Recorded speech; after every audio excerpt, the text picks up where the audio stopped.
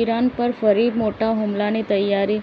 અમેરિકાએ 24 કલાકમાં ઇઝરાયલ મોકલ્યા 6500 ટન વિસ્ફોટક. અમેરિકી સેન્ટ્રલ કમાન્ડના કમાન્ડર બ્રેટ કૂપર અને જોઈન્ટ ચીફના ચેરમેન ટ્રમ્પ સાથે લગભગ 45 મિનિટ સુધી વાતચીત કરી છે.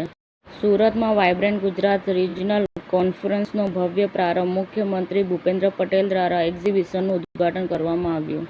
ઓઢા બેઠકના અપક્ષ વિજેતા લીલાબેન અને પ્રવીણસિંહ પરમાર ભાજપમાં જોડાયા. સુરતમાં ઠાકોર સમાજનો ભવ્ય સમૂહ લગ્નોત્સવ. 20 યુગલોએ બાંધ્યા પવિત્ર સંબંધ. દિલ્હીના સાડંબામાં 40 દિવસથી ગેસ બોટલનો તંગી કટોકટી. મામલતદારોને આવેદનપત્ર પાઠવાયું. ઈવીએમ મુદ્દે બબાલ બાદ ટીએમસીનો હુંકાર. ટીએમસી નેતાઓ અને કાર્યકર્તાઓએ નેતાજી સુભાષચંદ્ર બોઝ સ્ટેડિયમ સ્થિત કાઉન્ટિંગ સેન્ટરની બહાર ધરણા શરૂ કરી દેતા હોબાળો થયો હતો.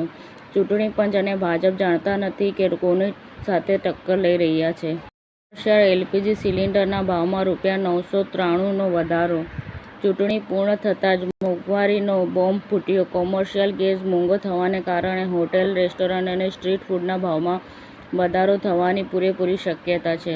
કુક ઇન્ડિયાએ તેના આ ઉનાળાના પ્રવાસ અભિયાન માટે પ્રખ્યાત ફિલ્મ નિર્માતા ફરાહ ખાન સાથે જોડાવાની જાહેરાત કરી છે. ફરાહ ખાન આ શહેરની એક અલગ ઓળખને ક્લિક કરે છે. Lights, camera, Singapore. ગુજરાતમાં ઉનાળાની મુસાફરીની વધતી માંગ વચ્ચે રેડ બસ દ્વારા બસ બુકિંગ્સમાં 39% વૃદ્ધિની અપેક્ષા રાખવામાં આવી રહી છે. સાબરકાંઠા એસઆઈને હૃદયસ્પર્શી વિદાય આપતા જી. પાર્થરાજસિંહ ગોહિલ નિવૃત્ત થતા કમાન્ડોને એસપીની ખુરશીમાં બેસાડ્યા. સમાચાર ટુડે ન્યૂઝ ચેનલની ટીમ અને જે સત્ય છે તે જ બતાવશે. આપ જોતા રહો સમાચાર ટુડે ન્યૂઝ ચેનલ. ગુજરાતની ધરતીનું ગુજરાતીઓ માટે જ, એટલે કે સમાચાર ટુડે ન્યૂઝ.